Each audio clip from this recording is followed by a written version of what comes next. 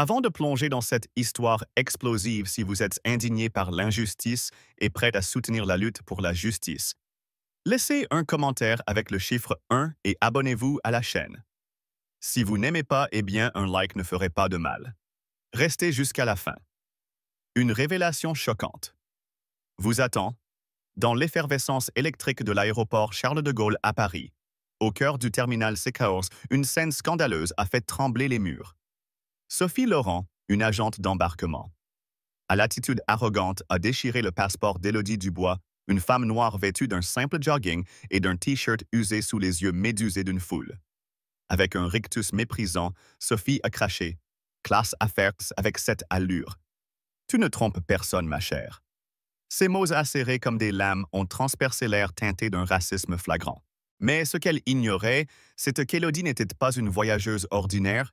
Elle était une inspectrice fédérale de la DGAC en mission secrète pour démasquer les failles du système. La colère monte brûlante face à cette humiliation publique. Sophie, drapée dans son uniforme comme dans une armure d'autorité, a non seulement bafoué la dignité d'Élodie, mais a aussi déclenché une tempête qui menace d'engloutir la compagnie Air France Connect. Pour pimenter le drame, une passagère enceinte, Amélie Nguyen, tente d'intervenir, mais Sophie la menace de lui interdire l'embarquement, provoquant un cri d'indignation dans la foule.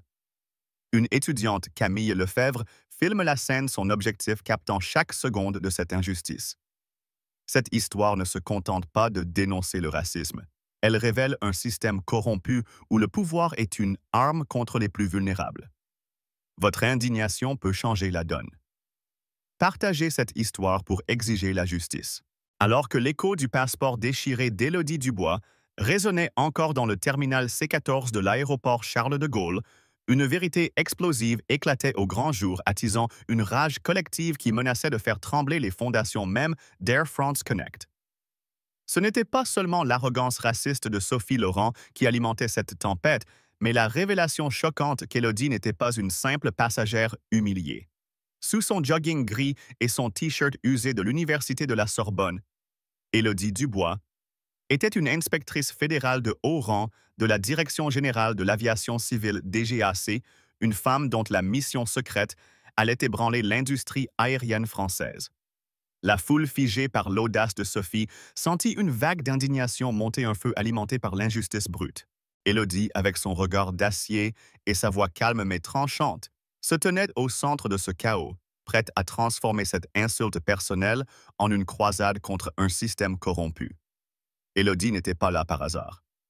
Depuis 10 jours, elle menait l'opération Ciel Sûr, une mission d'audit clandestine visant à tester les protocoles de sécurité des aéroports français.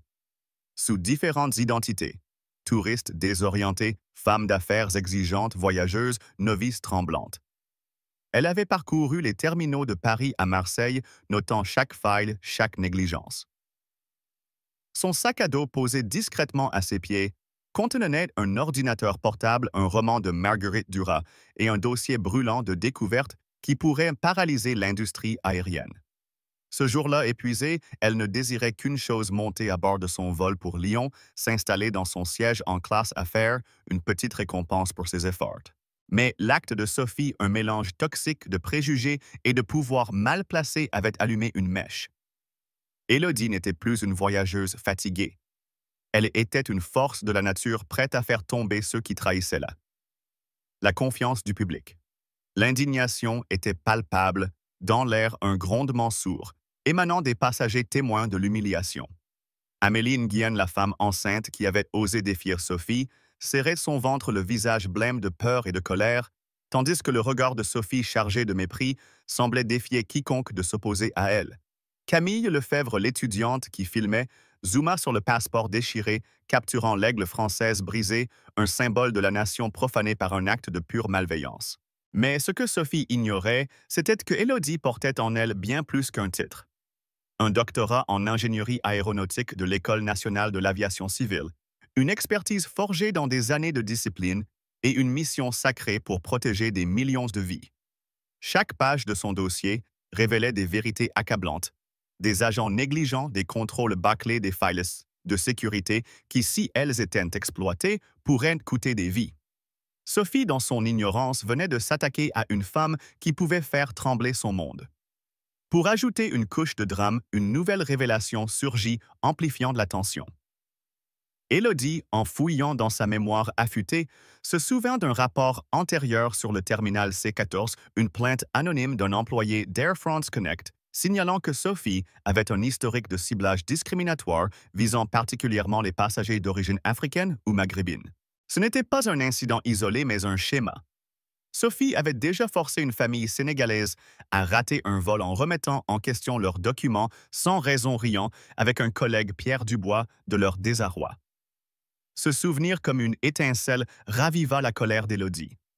Elle n'était pas seulement une victime de cet instant. Elle représentait toutes les voix réduites au silence par l'arrogance de ceux qui abusent de leur petit pouvoir. Cette rage contenue mais incandescente alimentait sa détermination à ne pas laisser cet acte impuni. La connexion avec l'incident initial était limpide. L'acte de Sophie n'était pas un simple dérapage, mais le symptôme d'un système pourri où le racisme et la négligence prospéraient sous le vernis de l'efficacité. Élodie, en cet instant, n'était plus seulement une inspectrice, mais une justicière, un phare dans l'obscurité d'un terminal où l'injustice avait régné trop longtemps.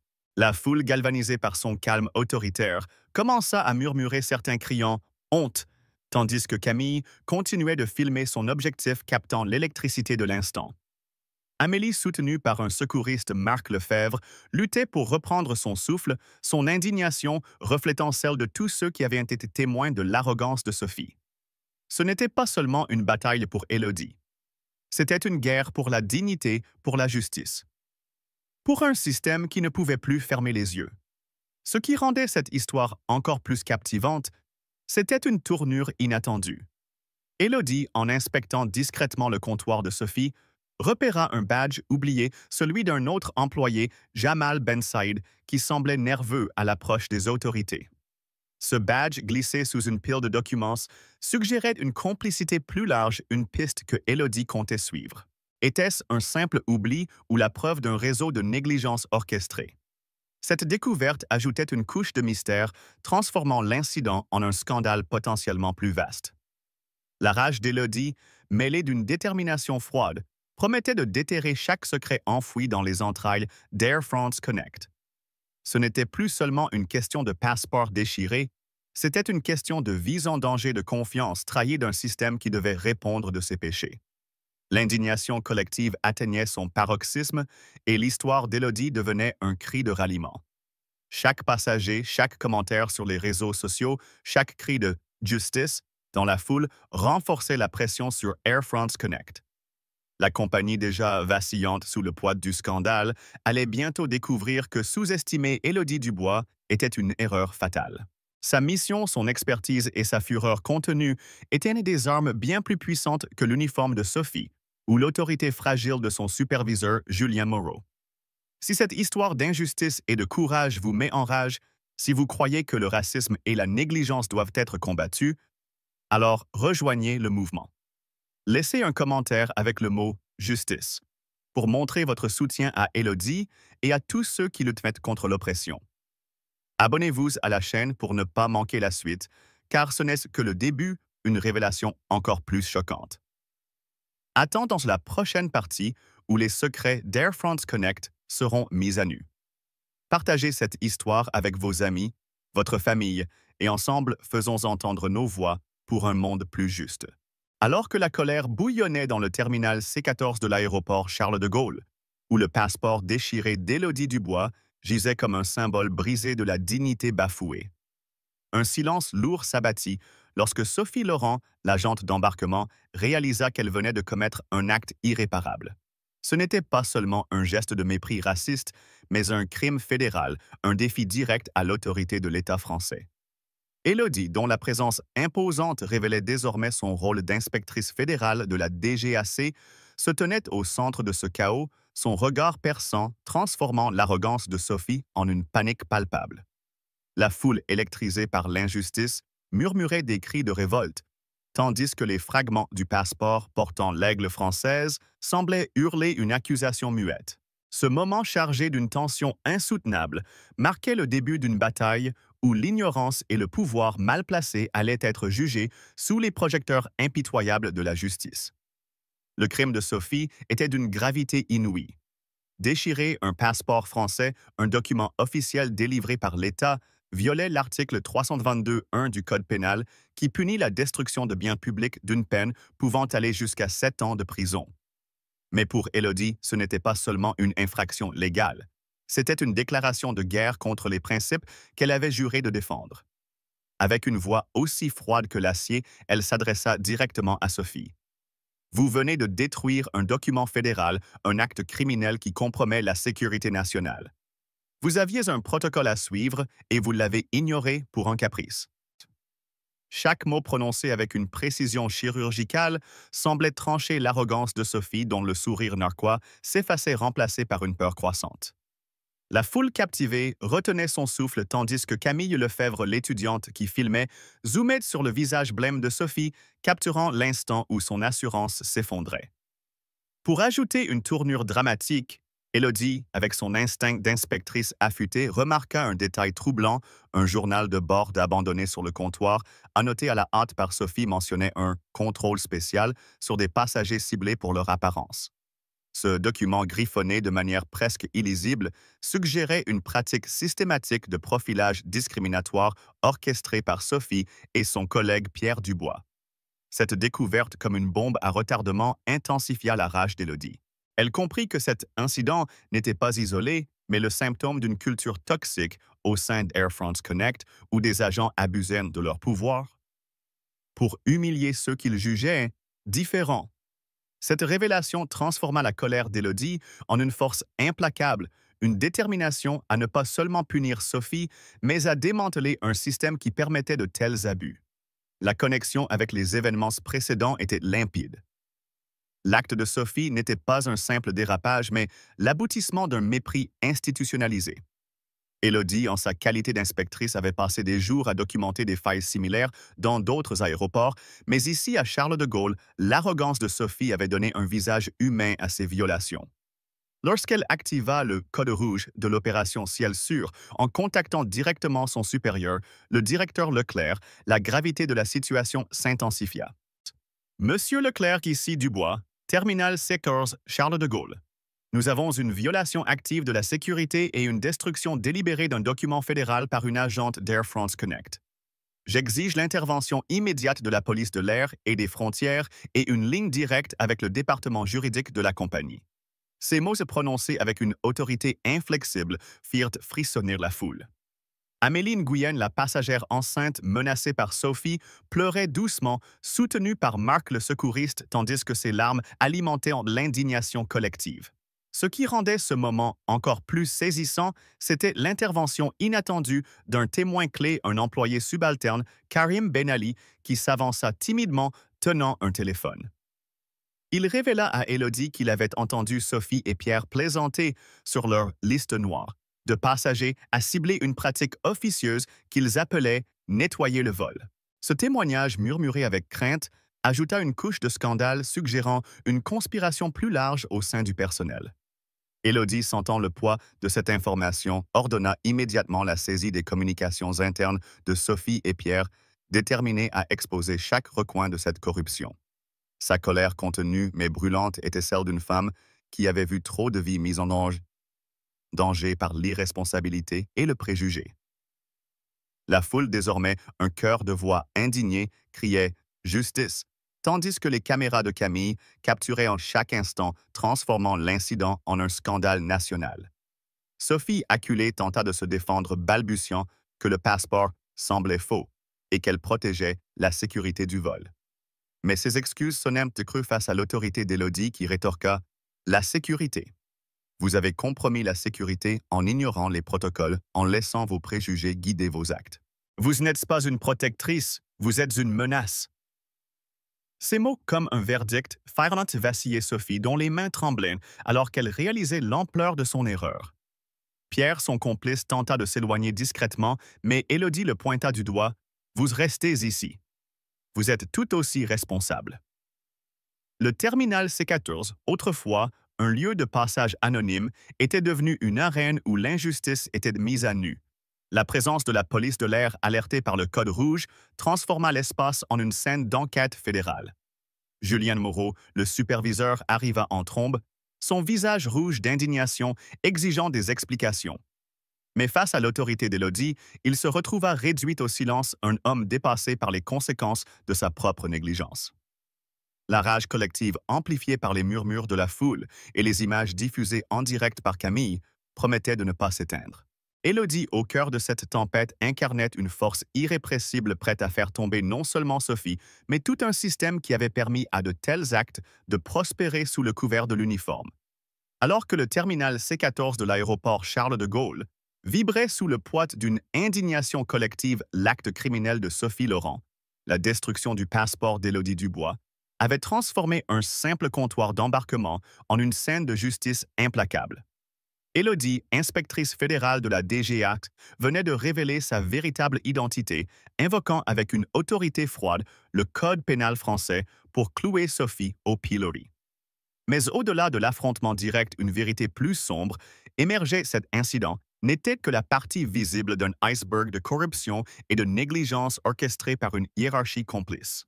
Julien Moreau, le superviseur de la station, incarnait ce système défaillant, un homme dont les choix avaient en permis à des abus comme celui de Sophie de prospérer dans l'ombre.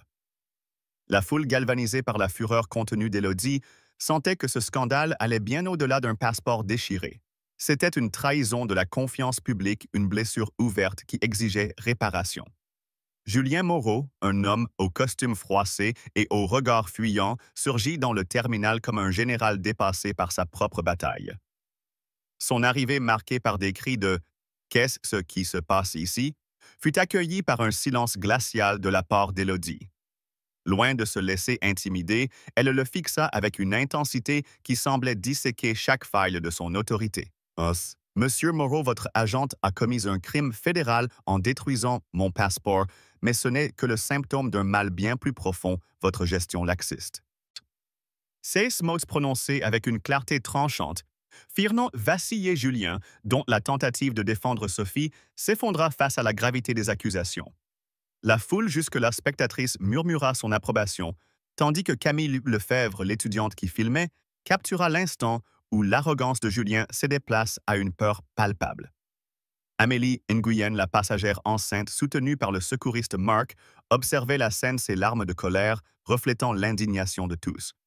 Pour ajouter une dimension dramatique, Élodie, avec son flair d'inspectrice, repéra un classeur négligemment posé derrière le comptoir étiqueté « Rapport d'incident ». En l'ouvrant discrètement, elle découvrit une série de plaintes archivées, toutes signées par Julien concernant des actes discriminatoires de Sophie et de son collègue Pierre Dubois. Une note manuscrite griffonnée par Julien disait « Plainte de M. Diallo, passager, malien ignoré, trop vague ». Cette preuve, comme un coup de tonnerre, révéla que Julien n'avait pas seulement fermé les yeux sur les agissements de Sophie, il les avait activement couverts, classant sans suite. Des accusations de racisme et d'abus. Cette découverte attisa la rage d'Élodie, une fureur qui n'était plus seulement personnelle, mais celle d'une femme déterminée à exposer un système qui sacrifiait la dignité humaine pour préserver les apparences. Elle brandit le classeur devant Julien. « Vous appelez cela de la gestion. C'est de la complicité criminelle. » La connexion avec l'incident initial était évidente. L'acte de Sophie n'était que l'aboutissement d'une culture toxique entretenue par Julien. Élodie, forte de son expérience dans l'opération Ciel Sûr, avait déjà documenté des failles similaires dans d'autres aéroports, mais ici, à Charles de Gaulle, la négligence de Julien offrait une preuve tangible d'un échec systémique.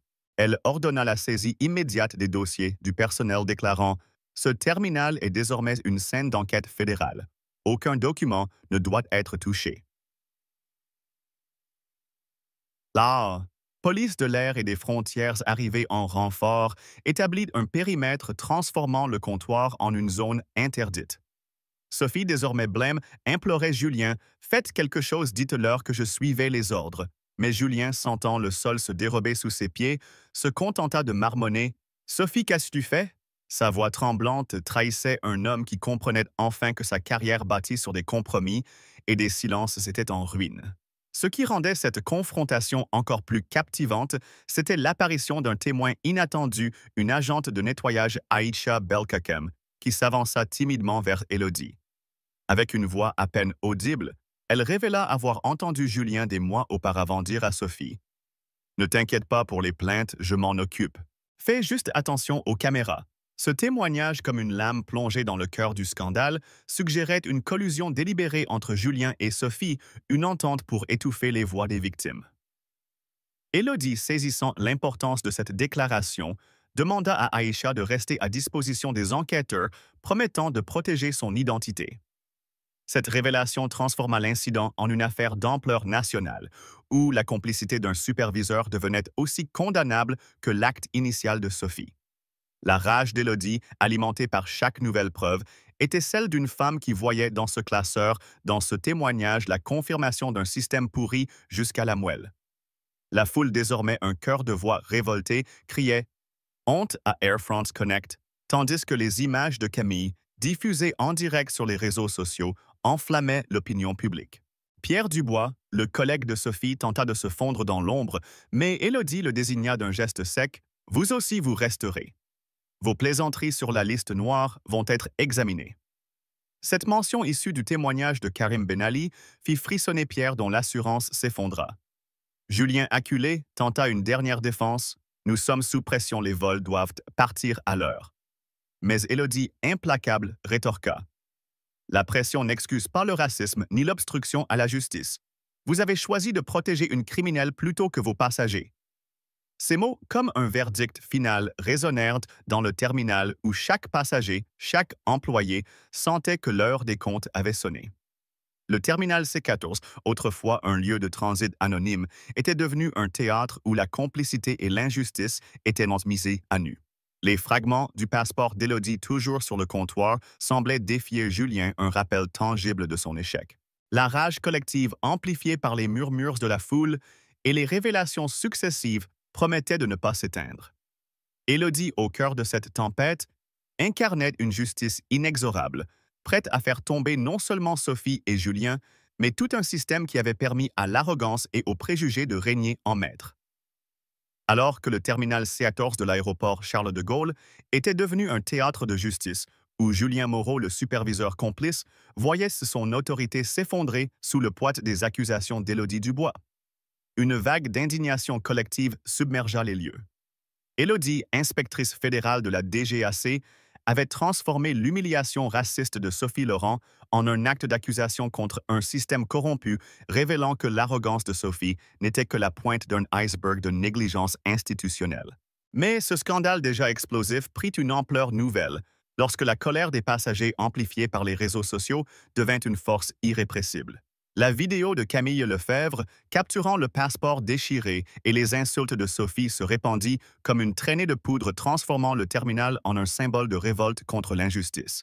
Cette fureur publique alimentée par les cris de justice et les larmes d'Amélie Nguyen menaçait de faire vaciller Air France Connect et d'exposer ses secrets les plus sombres. Loin des projecteurs institutionnels, c'est dans le cœur des passagers que la tempête prit véritablement forme. Camille, une étudiante en journalisme à la Sorbonne, avait posté sa vidéo sur les réseaux sociaux avec le hashtag #Justice pour Élodie, accompagné d'une légende cinglante « Racisme flagrant à Charles de Gaulle ». Cette femme a été humiliée pour sa couleur de peau. En quelques minutes, la vidéo atteignit des milliers de vues, puis des millions, chaque partage amplifiant la rage collective.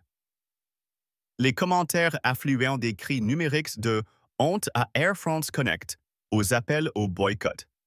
Mais ce qui donna à cette révolte une dimension humaine déchirante, ce fut l'histoire d'Amélie Nguyen, la passagère enceinte menacée par Sophie.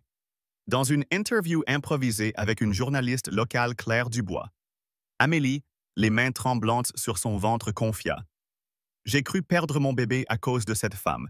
Elle m'a menacée, m'a dit que je ne monterais pas dans l'avion si je continuais à parler. J'étais terrifiée. » Ces mots empreints de douleur et de peur firent monter une vague de fureur dans le public, transformant Amélie en un symbole des victimes de l'arrogance de Sophie. Pour ajouter une tournure inattendue, un détail saisissant, émergea un second enregistrement capturé par un passager anonyme.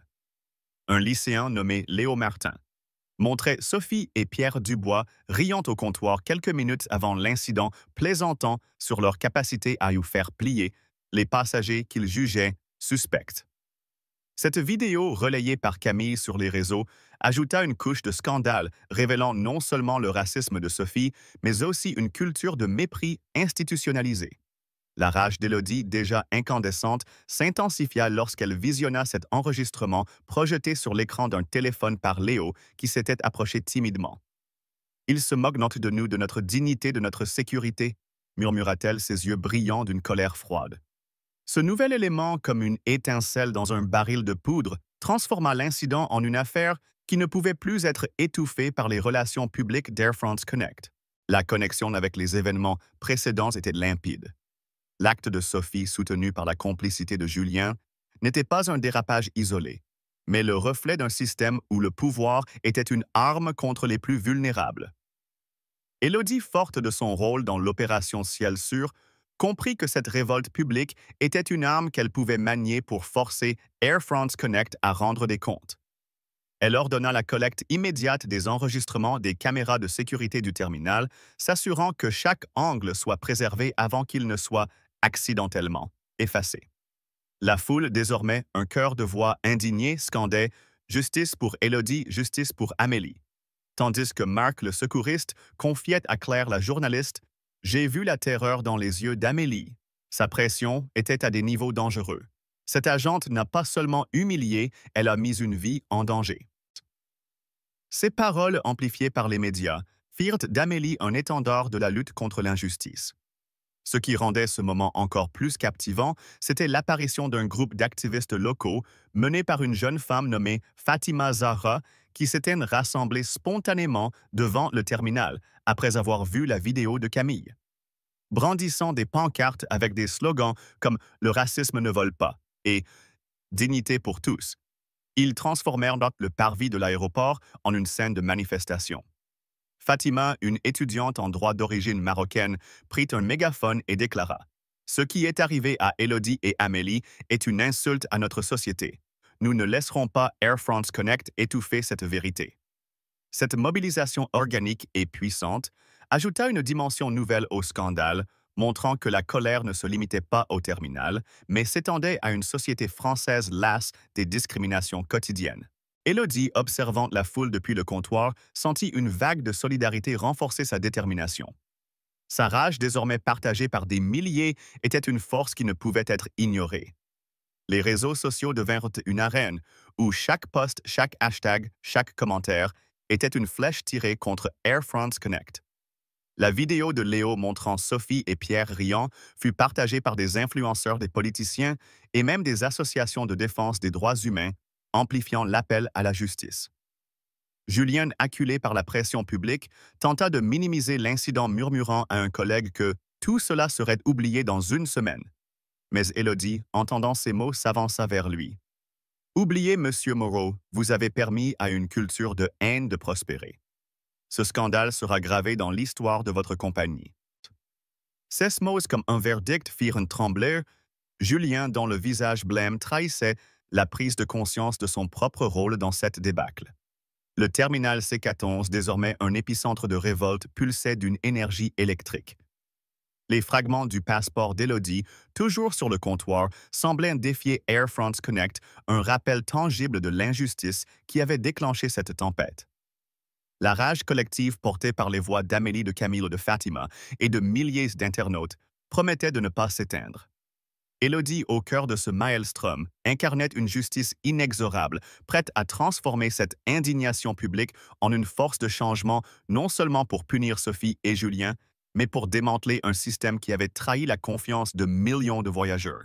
Alors que le terminal C14 de l'aéroport Charles de Gaulle vibrait sous l'onde de choc de l'indignation publique portée par les images virales de Camille Lefebvre et les cris de révolte des passagers. Élodie Dubois, inspectrice fédérale de la DGAC, se tenait comme un phare au milieu de la tempête.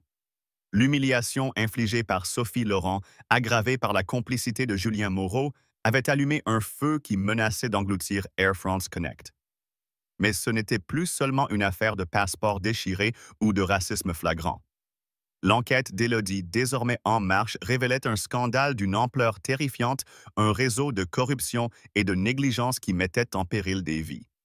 La rage collective amplifiée par les réseaux sociaux et les pancartes de manifestants comme Fatima Zahra se transformait en un cri de justice qui résonnait bien au-delà des murs de l'aéroport. Ce moment marquait le début d'une investigation fédérale implacable, prête à déterrer chaque secret enfoui dans les entrailles d'Air France Connect. L'enquête déclenchée par l'autorité froide et méthodique d'Élodie s'étendit comme un incendie dévorant tout sur son passage.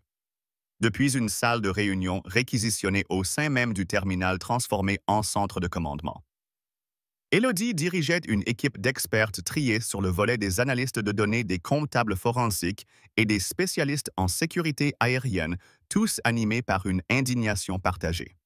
Leur première découverte fut un véritable coup de massue. Le serveur de courriel d'Air France Connect, saisi sur ordre d'Élodie, révélait des échanges accablants entre Sophie et Julien. Un message daté de 3 mois montrait Julien écrivant « Plainte de ma Traoré classée sans suite. Sois plus discrète.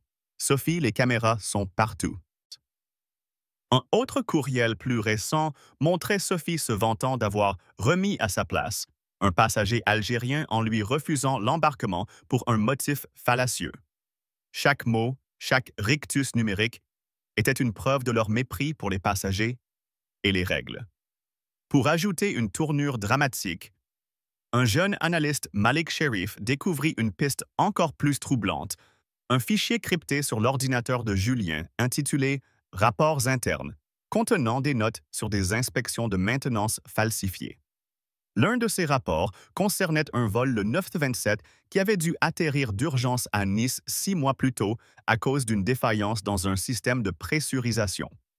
Le rapport officiel signé par Julien attribuait l'incident à une « panne imprévisible », mais les données de Malik révélaient que le capteur défectueux avait été utilisé bien au-delà de sa durée de vie légale avec des inspections bidons signées par un technicien fictif.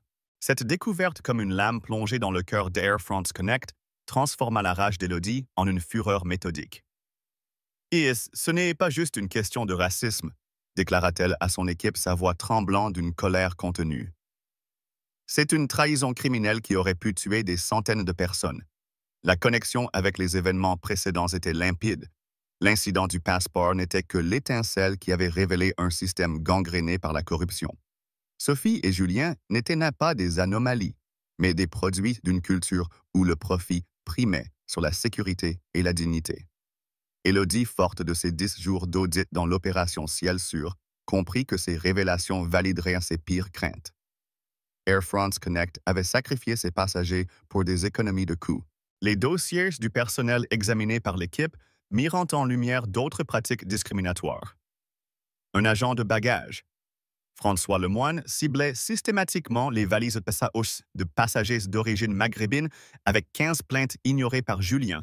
Une agente de billetterie Claire Dupont assignait régulièrement des sièges inconfortables à des familles de minorités, même sur des vols à moitié vides.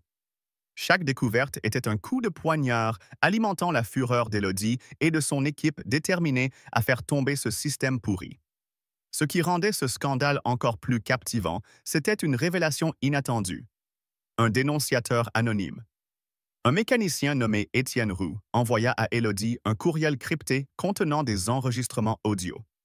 Ces fichiers capturés dans un hangar de maintenance révélèrent des conversations entre Julien et un cadre supérieur d'Air France Connect discutant de la nécessité de maquiller les rapports pour éviter des audits coûteux. « On ne peut pas arrêter les vols pour chaque petite pièce usée », disait le cadre avec un rictus audible. Cette preuve comme une bombe à retardement confirma que la négligence s'étendait jusqu'aux plus hauts échelons de la compagnie. Élodie, en écoutant ces enregistrements, sentit une rage brûlante monter en elle, une indignation non seulement pour elle-même, mais pour chaque passager qui avait confié sa vie à Air France Connect. Le terminal Seekers, désormais sous contrôle fédéral, pulsait d'une tension électrique. Les fragments du passeport d'Élodie, toujours sur le comptoir, semblaient défier la compagnie tandis que la foule dehors menée par Fatima Zahra scandait des slogans exigeant justice. Amélie Nguyen, dont l'histoire avait enflammé les réseaux sociaux, devint un symbole de la cruauté de Sophie, tandis que les images de Camille et Léo continuaient de faire le tour du monde. Élodie, au centre de cette tempête, incarnait une justice inexorable, prête à transformer chaque preuve en une arme contre Air France Connect. La rage collective portée par les révélations accablantes promettait de ne pas s'éteindre et chaque nouvelle découverte rapprochait la compagnie de sa chute. Si cette histoire d'injustice et de combat vous met le feu au cœur, si vous refusez que le racisme et la corruption restent impunis, alors faites entendre votre voix. Laissez un commentaire avec le mot « justice » pour soutenir Élodie, Amélie et tous ceux qui luttent pour un monde plus juste. Abonnez-vous pour ne pas manquer la suite, car des révélations encore plus choquantes attendent dans le prochain épisode où les secrets les plus sombres d'Air France Connect seront exposés au grand jour. Partagez cette histoire et rejoignez le mouvement pour la vérité. Ja! Alors que l'enquête d'Élodie Dubois transformait le terminal C14 de Charles de Gaulle en un champ de bataille contre la corruption d'Air France Connect, les révélations accablantes sur les falsifications de maintenance et les pratiques discriminatoires de Sophie Laurent et Julien Moreau attisaient une rage publique incandescente. Les vidéos virales de Camille Lefebvre et les manifestations menées par Fatima Zahra avaient fait du scandale un cri de ralliement national. Mais l'heure des comptes était arrivée et les conséquences comme un tsunami s'abattirent sur les responsables avec une force implacable.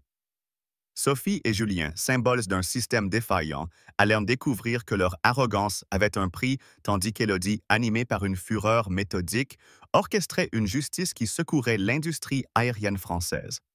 Sophie, menottée sous les flashs des caméras, fut escortée hors du terminal, son visage figé dans un mélange de choc et de terreur. Son acte raciste, amplifié par les réseaux sociaux, fit d'elle l'icône d'un scandale national. Une révélation choquante émergea. Son frère, un conseiller municipal nommé Étienne Laurent, tenta d'user de son influence pour étouffer l'affaire, contactant des médias pour minimiser le crime. Cette tentative exposée par la journaliste Claire Dubois attisa la colère publique, transformant Sophie en paria.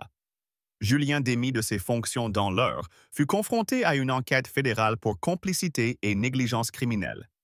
Un courriel découvert par Malik Sherif révéla qu'il avait reçu des bonus pour efficacité, malgré les plaintes ignorées.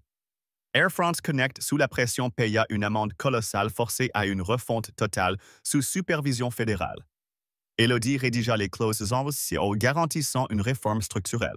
Cette justice portée par la rage collective et l'inflexibilité d'Élodie devint un symbole d'espoir, prouvant que l'injustice, lorsqu'elle est affrontée avec courage, s'effondre sous le poids de la vérité. Alors que les sanctions s'abattaient sur Sophie Laurent et Julien Moreau, transformant Air France Connect en un champ de ruines sous le poids de l'enquête fédérale d'Élodie Dubois, le terminal C15 de Charles de Gaulle restait marqué par une indignation qui ne faiblissait pas. L'amende colossale et la refonte imposée à la compagnie n'étaient que le début d'une justice implacable. Pourtant, au-delà des punitions, l'histoire d'Élodie portait une leçon plus profonde, un cri de révolte contre un système qui tolérait le racisme et la négligence. Cette leçon gravée dans la colère collective résonnait comme un appel à l'action pour une société française lasse des injustices quotidiennes. Loin des murs froids du terminal, l'histoire d'Élodie devint un symbole national de résistance. Une nouvelle révélation électrisa la foule. Une pétition lancée par Fatima Zahra demandait une réforme législative pour renforcer les sanctions contre la discrimination dans les services publics. Signée par des milliers en quelques heures, elle transforma la rage en un mouvement concret. Élodie, dans un discours à l'Assemblée nationale, brandit les fragments de son passeport déchiré. Ceci n'est pas qu'un document. C'est la dignité de chaque citoyen bafouée par des préjugés institutionnalisés. Sa voix vibrante de fureur contenue dénonça un système où le profit primait sur la sécurité et l'humanité. Amélie Nguyen, désormais mère d'un bébé en bonne santé, écrivit à Élodie « Votre courage nous a donné de l'espoir ». Cette lettre, lue publiquement par Claire Dubois, enflamma les cœurs. La leçon d'Élodie, portée par une indignation brûlante, était claire: une seule voix armée de vérité et de détermination peut renverser un système corrompu. Dans une France riche de diversité mais marquée par l'injustice, son combat devint un phare, prouvant que la justice triomphe lorsque l'on refuse de se taire.